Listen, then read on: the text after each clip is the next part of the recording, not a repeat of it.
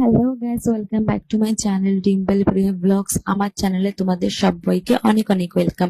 দেখো, সকালবেলা স্নান টান করে পুজো দিয়ে কিন্তু আমি বেরিয়ে পড়েছি আমার বাড়িতে। আজ আমি আমার বাড়ি যাচ্ছি। এ দেখো, গোপালকেও নিতে ভুলিনি, কিন্তু সঙ্গে গোপালকে নিয়ে নিয়েছি। এ দেখো, গাড়িতে করে যাচ্ছি, শক্ত করে ধরে রেখেছি যাতে পড়ে না যায়। এদিকে দেখো, ওয়েদারটা এত সুন্দর ছিল না কি বলবো। এদিকে দেখো, বাড়ি কিন্তু চলে এসেছি। তো মাঝখানে বৃষ্টি পড়ছিল বলে আর ভিডিও করা হয়নি। তো বাড়ি এসে খাওয়া দাওয়া করে মায়ের ফোনে একটা প্রবলেম হয়ে গেছিল বলে ওটা ঠিক করছিলাম। তো ফোনে প্রবলেম হয়ে গেছিল, ঠিক করতে করতে বাবা বললো বাজার এনেছে সবজিগুলো ঢাল।